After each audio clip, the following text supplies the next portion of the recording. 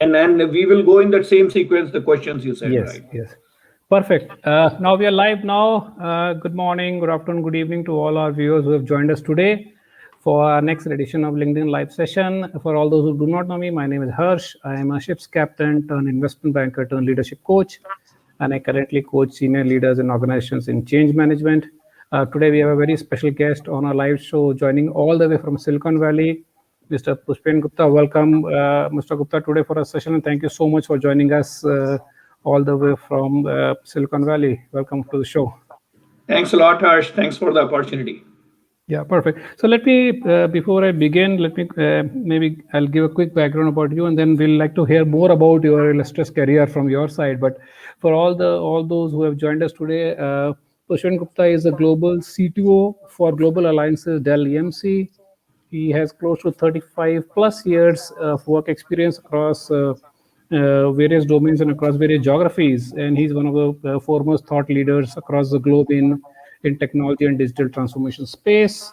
He's also on the advisory board of various international universities and a recipient of various national and international awards. Uh, that's a power-packed introduction from my side, Pushpen, but we'd like to hear more from you about briefly about your career journey, anything you want to highlight. No, thanks a lot for a great introduction. Yes, yeah, it's been a great journey after doing my BTech computer science degree in 1985, one of the first batches in India in computer science.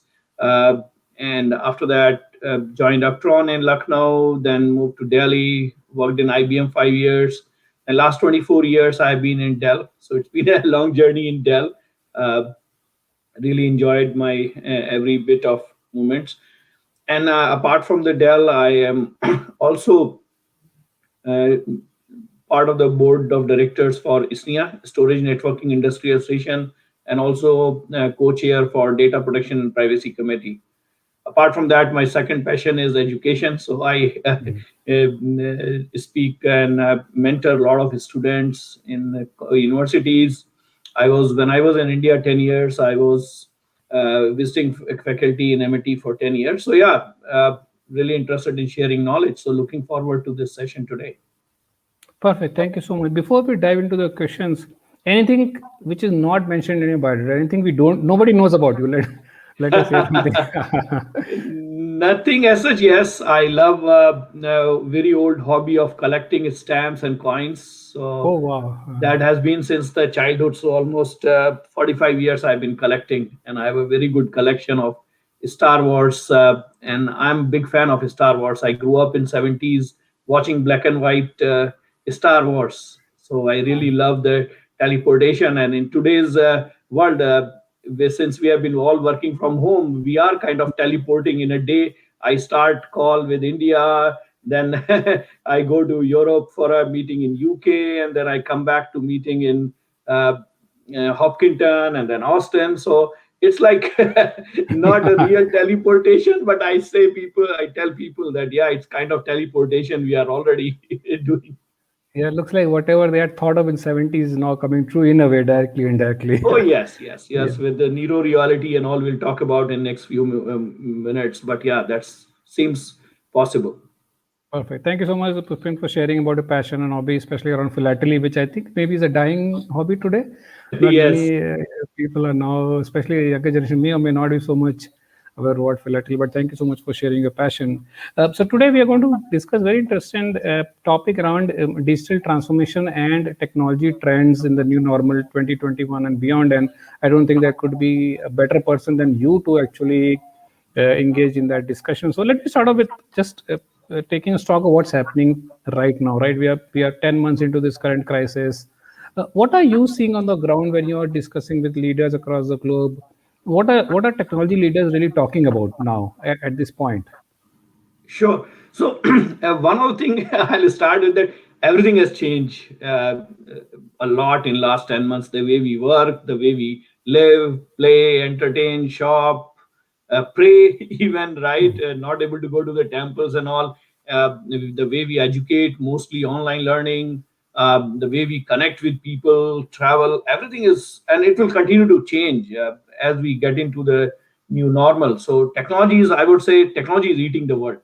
Hmm. And as some of the people say, or like Satya Nadella said, the 10-year worth of innovation has happened in these few months. Similarly, the 10 years of e-commerce has happened in these 10 months. And social interactions, the way it has gone up, which is good in a way, right? So Hmm. economic pressures coupled with the current challenges have really forced organizations to maneuver their strategies to stay relevant and become more resilient. Because Hmm. suddenly in March, everybody was asked to work from home, and they had to Hmm. get into their disaster management plans and all those situations. So how do we become resilient? So a lot of investment is going in making the businesses more resilient, making their supply chains more strong. So organizations today are understanding the importance of driving value insights from their data. Means everybody has data for Hmm. years and years, right? So how do we make the data for better customer experience and gain an edge over their competitors? And data and software are the key Hmm. differentiator for any business today, and that's where most of the focus is going. And I feel good that I did my software engineering, and now software is really taking precedence over hardware. So businesses across sizes have been forced to transform digitally due to the new remote working model, which is not going to go away. It will be a hybrid model, as everybody's talking about. And in one of the recent survey I was reading somewhere, it said 77% of the CEOs said that they are going to increase investment in digital transformation in 2021. And last year also, I would say it Hmm. increased. The response to pandemic has illustrated that businesses can be nimble and have the potential to transform quickly. To close this question, I would say today, as business prepare for 2021, we are seeing, and when I'm talking to the customer, and we are seeing that increased investment in hybrid cloud operating models, public private Hmm. hybrid cloud. 5G is taking more center stage. I would call last year as a like year zero, and now the real transformation is happening as it's being implemented every year. Some of the countries like Korea and all, a lot of customers already, but rest of the world it's happening. And edge is gaining more prominence. More and more data in 2020, we say about 10% data was being created at the edge, but in next 3 years, almost 75% data will be created at the edge. And new age technologies like AI, ML, although AI, ML, I won't call it new, it's been there for 60 years. I did my Sure. first ADA programming in 1982 in my second year. But now with the data sets available, compute power available, and with a pandemic and more automation happening, AI ML is really driving the decision making, and then increased investments in data management and cyber security is happening. So definitely, I see huge change happening from technology perspective, from digital transformation perspective, moving forward. Correct. And I think, as they say, data is the new oil in a way. And Correct. I'll pick on the word around digital transformation. So what we saw in the last year was a lot of firms, they actually utilized this opportunity to accelerate their transformation. They had plans, but maybe they had 3 year, 5 year plans, but everything regularly got accelerated. And in some cases, we also saw certain organizations were forced to adopt technology which they had not thought of. It was not in their immediate plans. So what do you have to say? Any specific case study you can share, either from a company or an industry specific, sector specific, where you saw rapid transformation happening, which was not necessarily on the cards?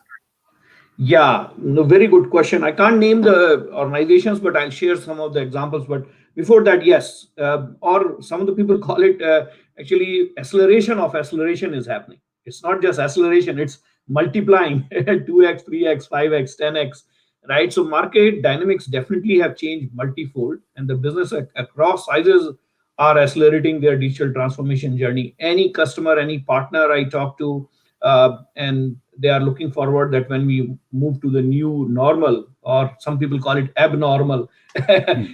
that's not going to go back. So business are fast tracking their digital transformation by building cybersecurity defenses, transforming their services, consumption models, more and more on-demand services are being asked for, and rolling out broader remote working capabilities as more and more people move to remote working, and many of them are not going to ever come back to office. So as per one of the recent survey we had done, the digital transformation index survey, we saw that India, in fact, continues to remain the most digitally matured country in the world. And there is a full Hmm. report. If somebody is interested, I can share.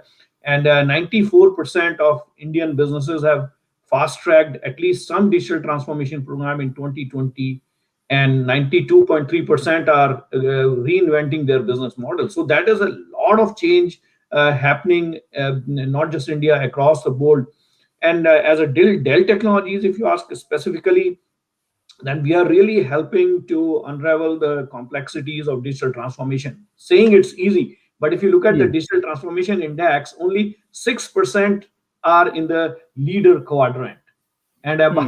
the rest of them are either thinking or in the process or in the laggard categories. Although I would say about 80% are in the either planning or implementing phase, right? Hmm. And if you look at the last two reports, as I'm tracking from about last 4 or 5 years, it has gone from 5% to 6%. In 2 years' time, it just increased by 1% in the leadership quadrant, but improved a lot in the implementation stage quadrant. So we have rolled out recently, in 4 months back, a project Apex to expand Dell Technology as a service capabilities to simplify how businesses and organizations access the company technology on demand, because everybody wants to pay for pay as you Hmm. go, right? For whether it's storage, servers, networking, hyper converged infrastructure pieces, data protection.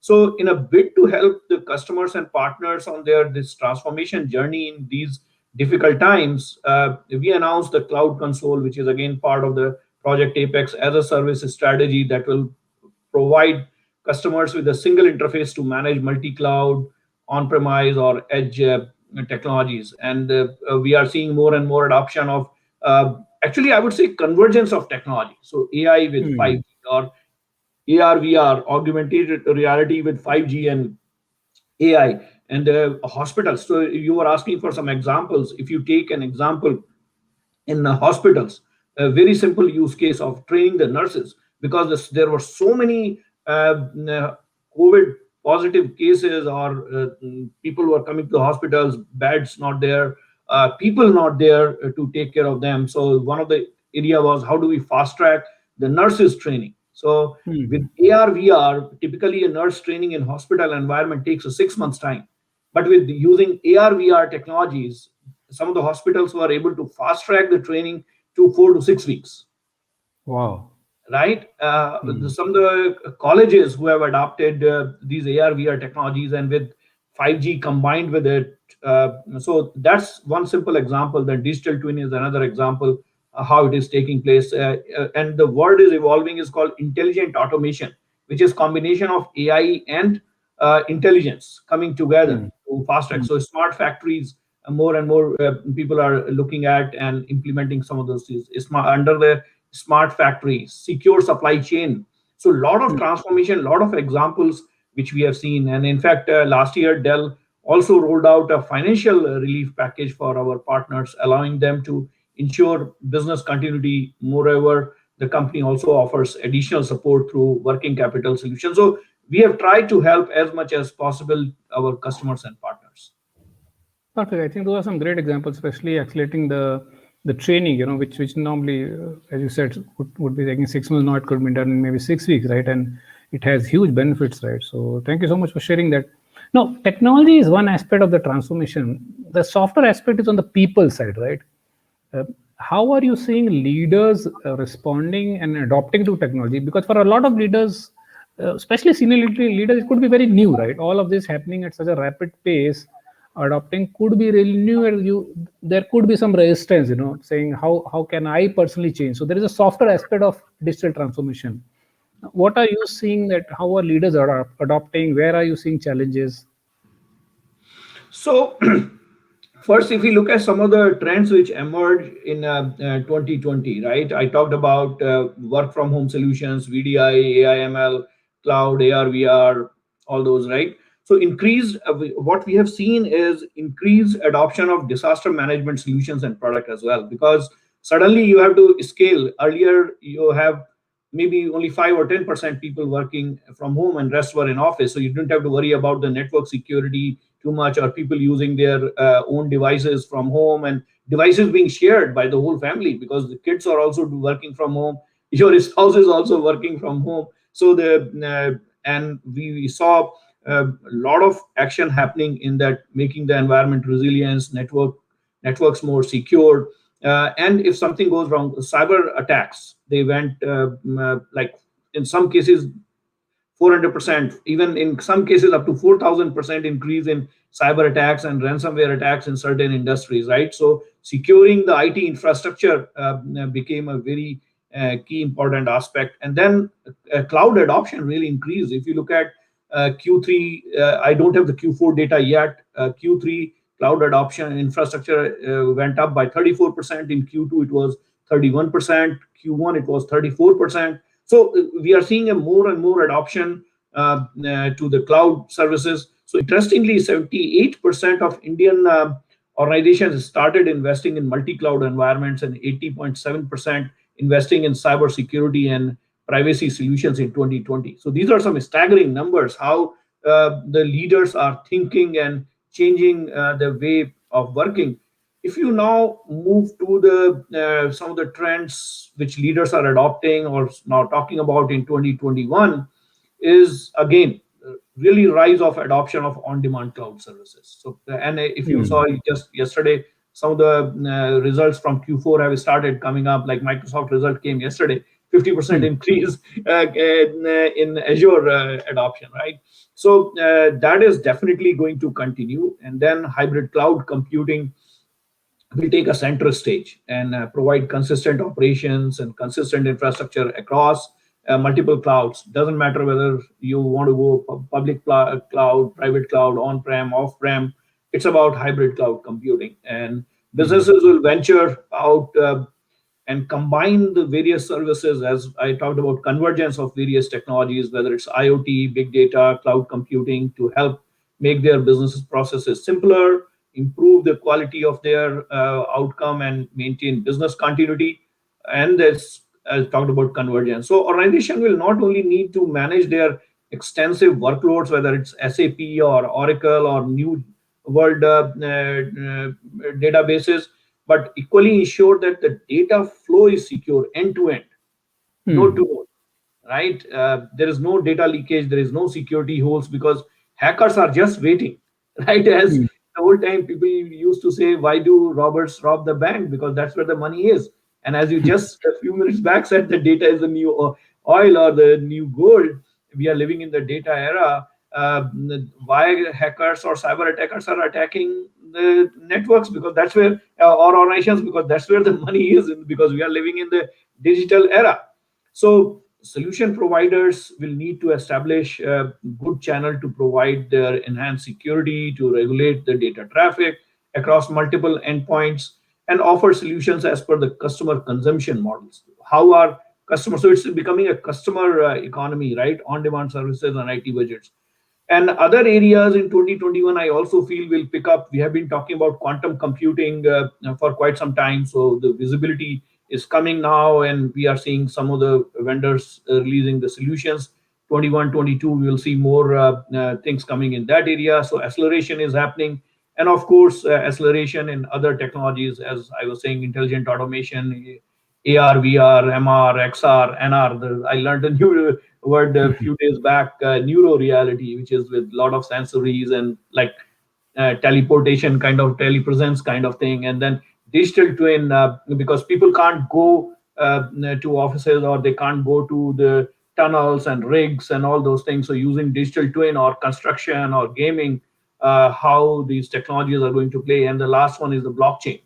You are seeing how the Bitcoin value has gone up in last couple of, so bringing the trust factor or a smart contracts, blockchain will be another good area to look at. Perfect. I mean, it looks like 2021 and beyond looks to be fairly exciting as far as new technologies are concerned. Absolutely. I'm going to maybe slightly digress and slightly technical, but I'm very interested because you spoke about cloud and security. And one of the concerns firms have is, especially in the hybrid model, what to keep on the premise versus what to keep on the cloud. So, what are some of the like? How does the firm decide in terms of what they should have on premise versus on the cloud? That's first part. And second is, as a CIO, as a CTO, what are some of the things one should uh, take into account before deciding which model to adopt for cloud? See, cloud is an operating model, right? So there are many factors customers are looking at when they decide what to keep, what to go. And there are the cloud assessment services. Typically, they either do it themselves or they will work with the advisories or integrators to do the assessment of, okay, which services should go in the cloud, we should remain on-prem. In many cases, we have seen where customers made a quick judgment, okay, cloud first, let's just go to public cloud. They went to the cloud, public cloud, and then they realized that suddenly their communications bill went from $2,000 to $200,000 within within a year. So then they started bringing some of it back. This 100% will not come back, but maybe 50%, 60%. So we have seen some of the repatriation from the clouds to on-prem as well. So assessment is the first step where we are looking at, okay, what's my data growth? What are my key applications?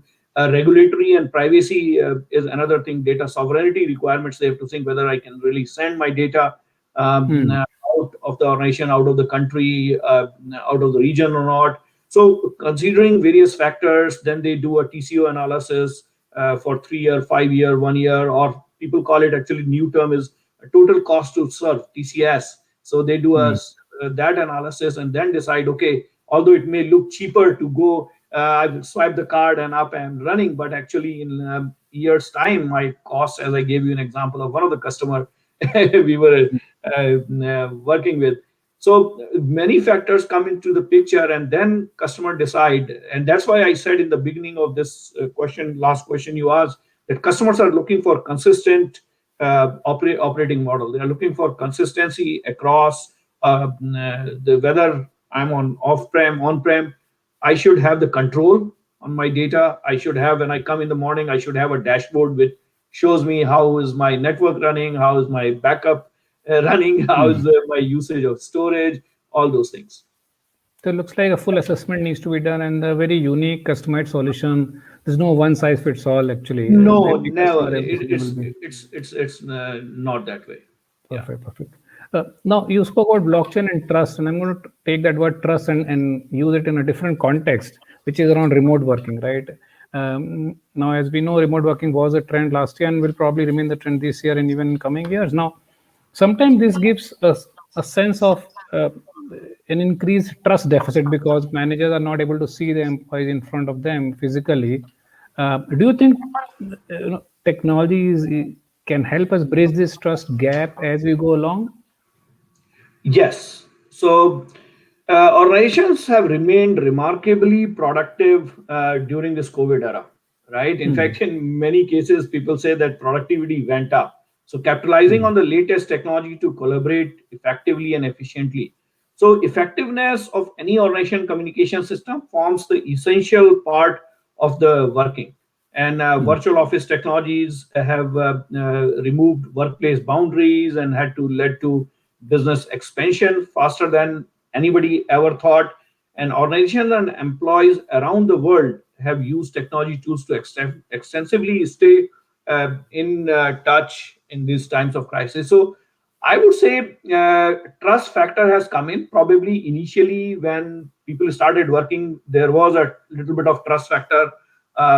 From our perspective, we have been 12 years into this. We started in Dell remote working 12 years back in 2009, and we had almost 50% plus people working remotely. And during the COVID, it became like 93% people working remotely.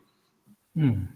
So we had built that trust factor already, but I know in many organizations this was a factor, and some setbacks were also there. Some hacking happened, some people took advantage of having not secure networks, and concern about, okay, since my data, my asset, my oil Hmm. is going into the people home and those devices are shared, how secure that will be. And that's where these secure VDI technologies or like some of the VMware solutions helped. So the trust, I think the trust factor has increased in last months. If we compare from March to January, there is a tremendous change. So the trust deficit which was there, I think it's being filled, and companies are becoming more and more comfortable having people worked remotely. Earlier, no, you can't work from home. You have to come to office. Hmm. And then they saw in last 10 months that people can be productive by working remotely. And that's why I'm saying next few years, as people are saying, as things start coming back to normal, I'm sure at least 50% people are not coming back. In fact, another trend which is happening is metro relocation is happening, because of that a lot of Hmm. people are saying if I can work from anywhere. In Hmm. big cities, people are moving to the remote places, and then that brings in the legal challenges or salary challenges or tax challenges and all those things. So there is a lot going on. No, I think it will be interesting to see how our organizations, as and when we start coming back, the business starts coming back on track. Whether this remains an offering as an option, or it will be interesting trend to watch out for in the future. Now, Absolutely. now, slightly personal question. With so much technology around us, and you spoke about so many trends, so many ways technology can help us communicate, work better, but where do we draw the line? Where do we draw the boundary? Because it's all, everywhere. At a personal, where does one draw a line actually? That's a very good question, and those boundaries have really, unless you uh, take care of yourself, those boundaries, and you define those boundaries stuff. But technology has really become an enabler for businesses around the world during these difficult times, as it has allowed them to operate remotely and maintain their business continuity, which is very good, right? With the emergence of various video conferencing platforms, it has become easier for teams to connect regularly and execute day-to-day tasks. Some of the things I can say from the work-life balance perspective or setting those boundaries is that it's now important to ask your colleagues if they are comfortable with the degree of interpersonal space you Hmm. are providing, and then team leaders can discuss with each team member the degree of proximity they that right for them, right? Give them space, and not that, okay, calling all the time or putting the pressure. Oh, I need it tonight. Is it come back 5 p.m. and say, oh, I need it by early morning, right? So employees should urge employees to focus on well-being by encouraging them to take breaks throughout the day. I like personally, after every 45 minutes or so, I get up from my chair and just walk for a few minutes, right? Or I create a 5 minute gap between the meetings, right? So get up and move, get fresh air, do some calls, walking outside. So and very important point is that call team members sometimes just to talk non-business topics and empathize with Hmm. them. It's not just about all the time business, business, business, because people are under stress. Especially in True. India, if you look at our in India, homes are not those big, right? You got 2 bedroom, 3 bedroom house, and you got your kids, your spouses, your parents, and everybody is now working from home. So need to be little cognizant of those stress people are going through right now. I think it's a great point. One is obviously manager should be aware of the family circumstances, what's happening in the house, and I somewhere employee should also feel empowered to tell their manager, saying, "This is what my family situation. This is what these are my family chores I need to attend. These are my responsibilities. I might be away for some time." As long as there is this transparency between managers and employees, and they respect each other's boundaries, I think it should be fine. Perfect. Great. Now, I think while we come towards the end of the discussion, there's one question just for you. What is your personal, the biggest learning personally for you in the last maybe 10 months? What is that you learned which you did not know before? Uh, Very good question. In fact, somebody asked me this question few days back also. On if you ask me, so I can talk about both personal side and professional side. Sure, From sure. a personal side, as I was traveling in last 30 years a lot, so it impacts health. So one thing I definitely realized, that health is very important, and by not Hmm. traveling last 10 months and eating home food and at least every day going for a 45-minute walk, I improved my health.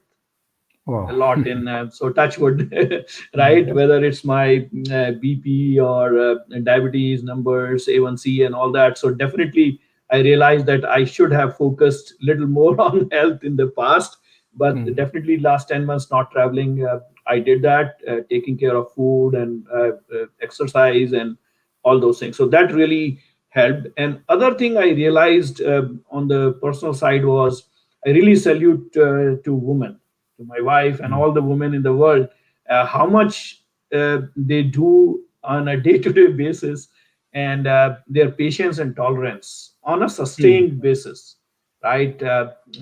And that was another thing. By traveling almost every week, I was not seeing that on a regular basis, right? I'll go on Monday morning, come back on Friday or Thursday, and just spend weekend and all those things. So that kind of uh, thing was not visible. But now, after 10 months, constantly seeing on a day to day basis what they do is really amazing. So, my salute to them. That's on the personal side. And technology side, also, I've seen some good learnings, which I can say that definitely on demand is going to grow. Everything is, or people call it, everything as a service is Hmm. coming, is becoming more and more service on demand stuff. And the global and social impact apart from technology is huge. The way, as Hmm. I said in the beginning, playing field has been leveled. Everybody from anywhere can do anything. Since internet it was going on, but it got accelerated multiple times during the COVID. And remote working will be a trend. Massive build out of home office is happening. Every company, in fact, I didn't have the whole desk and chair at my home, and April timeframe, I set up my home office first time, right? Hmm. So other challenge which I see for people is, with all the acceleration of technologies, keeping up with the technology is going to be a challenge. So how do you Hmm. keep up with the technology? So unless people spend on a daily basis some time learning about the new technologies or keeping up with the technology, it will be tough. They will be obsolete in pretty short time if people are not spending time in developing themselves. So, and in some cases, people will have to pick the battles, the way, which one, where do I spend time, what do I do?